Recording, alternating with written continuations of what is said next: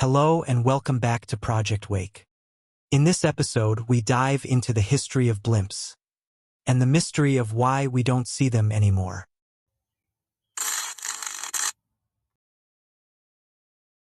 There was a time when the future of travel didn't roar through the sky at 500 miles per hour.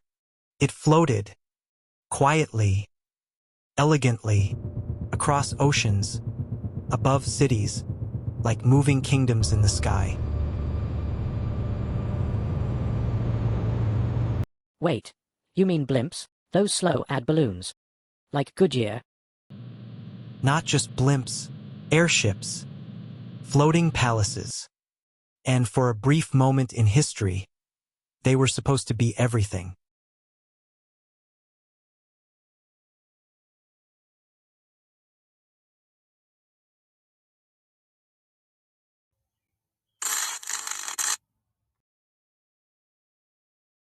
It started in 1783, when two French brothers changed history. Who? Montgolfier brothers. They launched the first untethered, manned hot air balloon. So, humans flying for the first time? Exactly. But there was a problem. You couldn't control it. Balloons went wherever the wind decided. So basically, flying, but with zero steering. Right. And that's when the idea of something better was born. A dirigible, a steerable airship.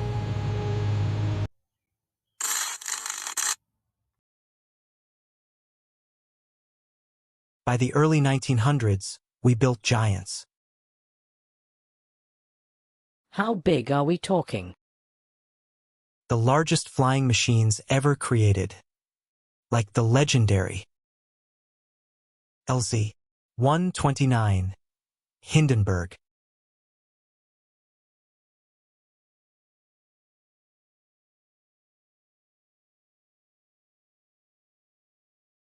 That thing was huge. Over 800 feet long. Passengers dined in style, walked along viewing decks, even smoked cigarettes inside a hydrogen-filled aircraft. Wait, hold up. They smoked. In a floating bomb. Yeah, it was a different time, different understanding of risk. And people actually traveled on these? Across the Atlantic, in comfort. Smooth, quiet flight. No turbulence. No cramped seats.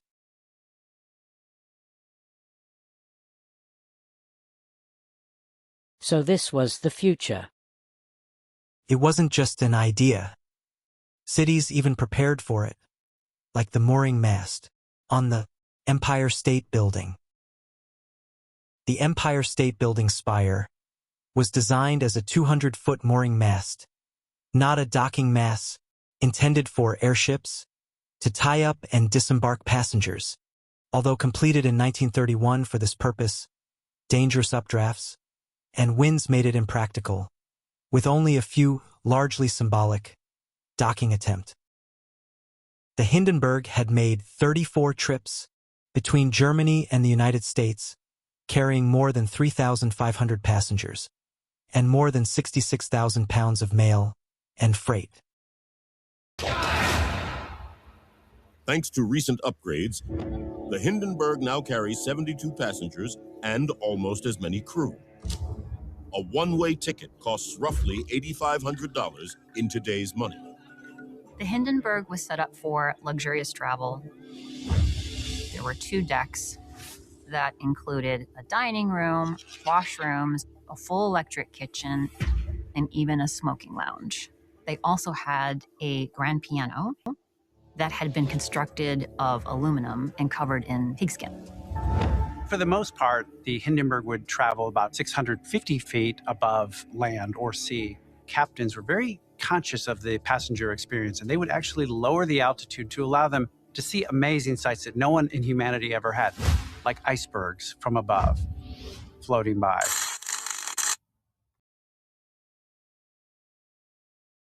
Okay, but how do these things even stay in the air? Simple physics. Airships are lighter than air. They use gases like hydrogen or helium, primarily through buoyancy, using a large envelope filled with helium, a gas lighter than the surrounding air, to create lift.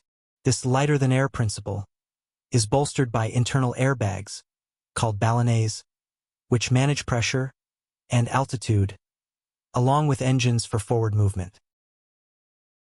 So they don't need engines to stay up? Exactly. Engines are only for movement. Unlike airplanes or helicopters, airships don't burn fuel just to stay airborne. That sounds insanely efficient. It is. They can stay in the air for days. Quiet, stable, and incredibly fuel efficient. This ability to stay in the air for long periods of time, without burning fuel, makes blimps ideal for advertising and television broadcasts. In fact, the first Goodyear blimp with an illuminated sign made its debut in 1930. A decade later, 3 of the company's blimps were equipped with a record player, microphone, and loudspeaker in order to blimpcast recordings and live messages to the public below. In 1955, the first nationally televised broadcast from a Goodyear blimp took place at the Tournament of Roses Parade in Pasadena, California. For a brief moment in history, humanity wasn't meant to fly in cramped metal tubes at 500 miles per hour. We were supposed to float across oceans, above cities, in silence, in luxury. Massive airship, floating palaces in the sky, were on track to become the future of global travel. And then in less than a minute, that future burned to the ground. The official story says it was an accident.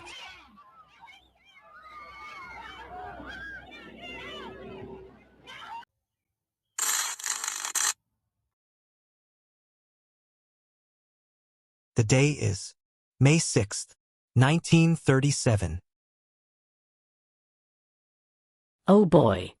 This is it, isn't it? The Hindenburg approaches Lakehurst, New Jersey, a routine landing, then fire.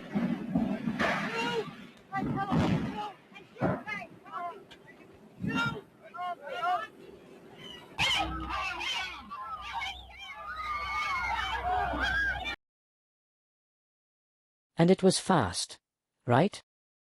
Less than a minute, 36 lives lost. 13 passengers, 21 crew members, and 1 ground crew member, all perished.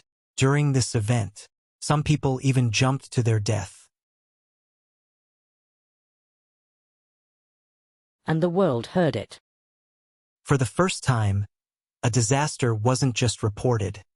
It was felt. The words, "Oh, the humanity," echoed everywhere. Oh, the humanity.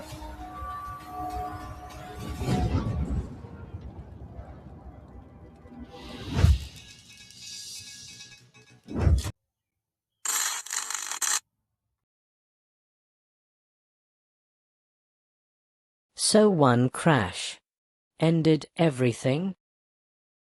That's what most people believe. But you don't sound convinced. Because the truth is, airships were already becoming obsolete. How?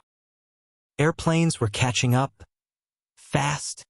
By the late 1930s, planes could go faster, farther, and more reliably. So when the Hindenburg burned, it didn't just create fear. It created an opening, an excuse, a turning point. Governments pulled funding, investors stepped back, public trust vanished, and airplanes quietly took the lead.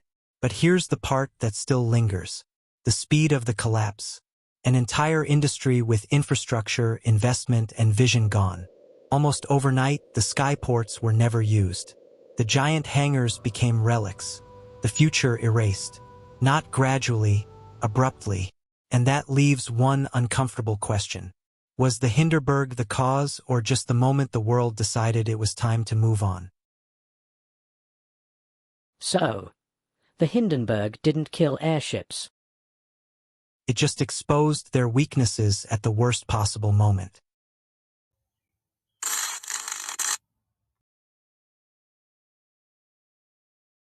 All right, here's the real question. Was it just bad timing, or something more? There's a theory. Of course there is. Airships didn't rely on oil, the same way airplanes did. And oil meant power. Exactly. So some believe a competing technology that didn't fit the system had to disappear.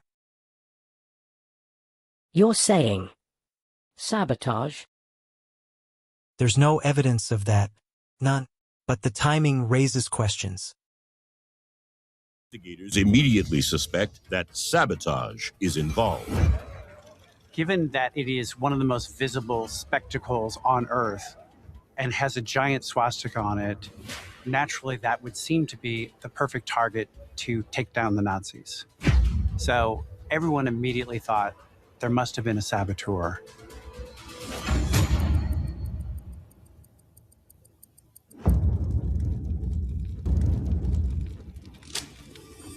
Because the Hindenburg was used as a Nazi propaganda tool, it's a natural target for anti-Nazi activists.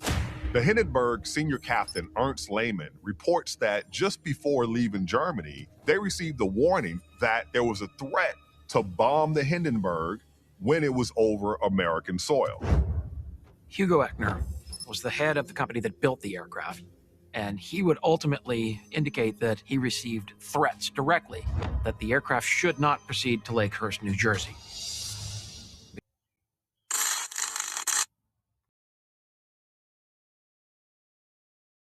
So what actually made them fail?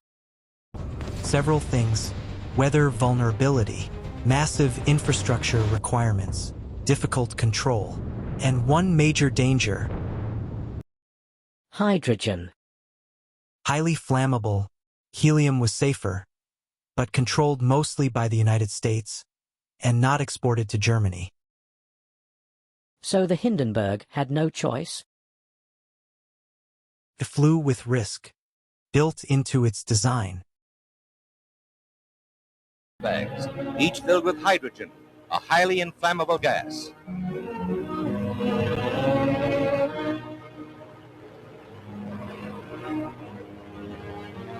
From the ground, you can see the forward control cabin from which the ship is operated.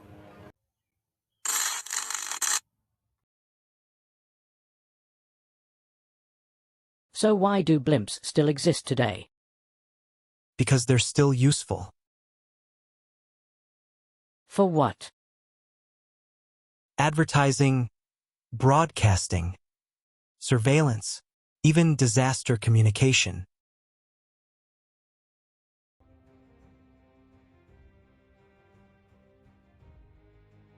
Because they can just stay up there?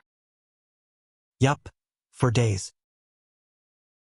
Blimps can be used for telecommunications after a natural disaster.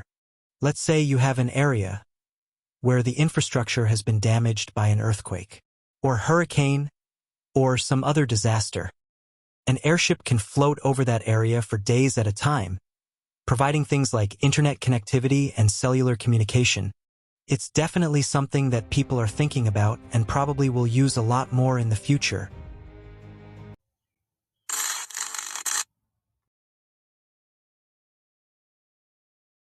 Airships began with the Montgolfier brothers. In 1783, the LZ-129 Hindenburg disaster in 1937 was real and devastating. Airplanes rapidly surpassed airships in speed and practicality. Hydrogen made airships dangerous infrastructure, and weather limitations made them less viable.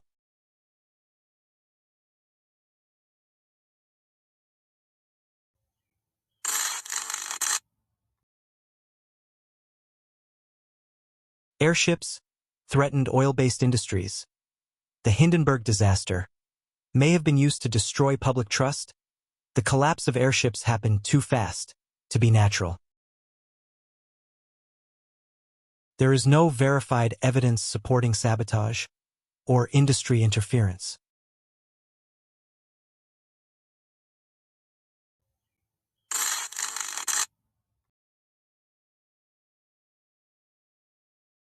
So, were airships a failure?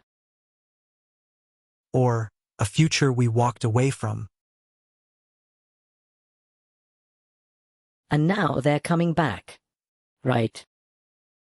Slowly, quietly, just like they always moved.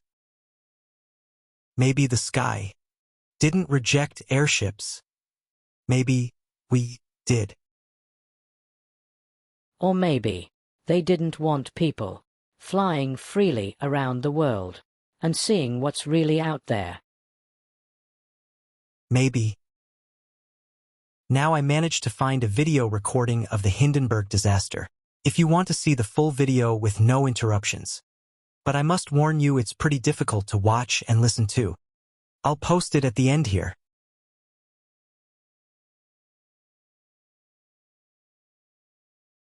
Well, friends, that's all for now. Thanks for watching. If you enjoyed this episode or learned anything new, then why not hit the like button? Leave your thoughts in the comments, share with a friend, and subscribe to help us reach more amazing people like yourself. We really appreciate it. Take care, be safe, be kind, and we'll see you next time on Project Wake. Stay curious, amigos.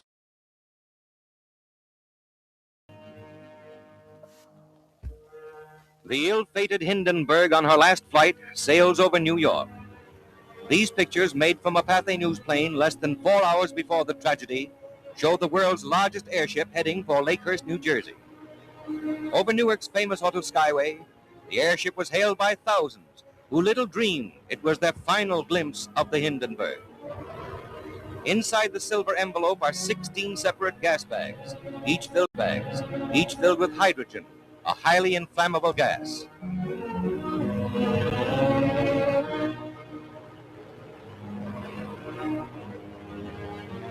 From the ground, you can see the forward control cabin from which the ship is operated. The windows along the side indicate the location of the passengers' quarters, in which many were carried to a flaming death. Approaching Lakehurst, the Hindenburg appeared a conquering giant of the skies, but she proved a puny plaything in the mighty grip of fate. It almost seemed as if fate had set the stage for the horrible tragedy. A graceful craft sailing serenely to her doom. For 3 hours, the dirigible circled the landing field at Lakehurst, New Jersey, dumping more water ballast in vain efforts to level off.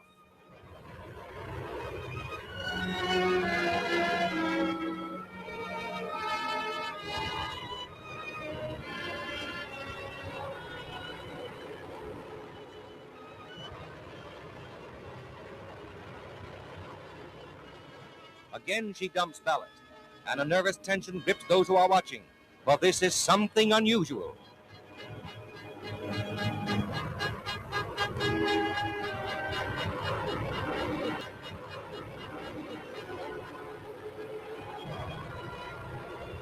There goes more ballast, but the tale is settling in spite of all that has been dumped. A grim note of impending tragedy.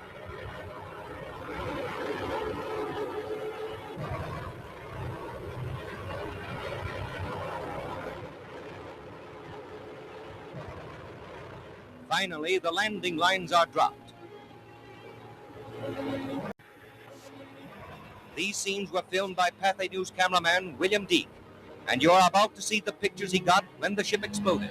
Those aboard leaping for life from a flaming inferno. The actual crash of the Hindenburg. An airship destroyed in less than half a minute.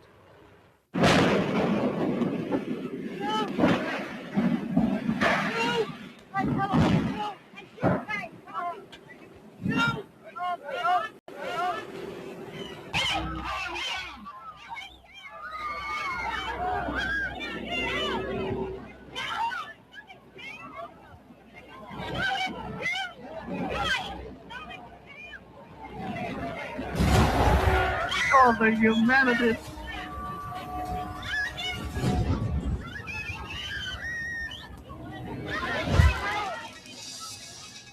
Rushing to the rescue, the heroes of the tragedy dash in, heedless of danger, to help the injured to safety, while others, beyond help, perish in the flames.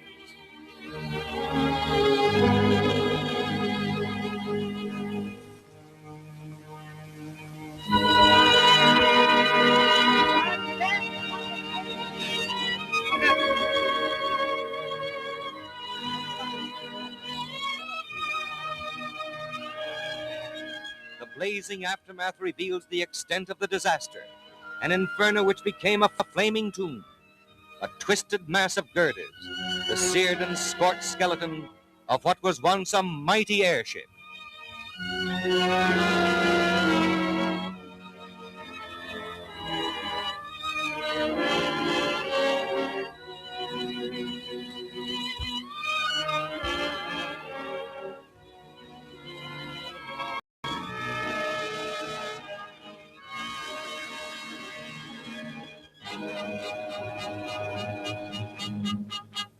The Hindenburg has gone. She represented man's latest attempt to conquer the Atlantic by air. Her tragedy will not halt the march of progress. From her ashes will arise the knowledge.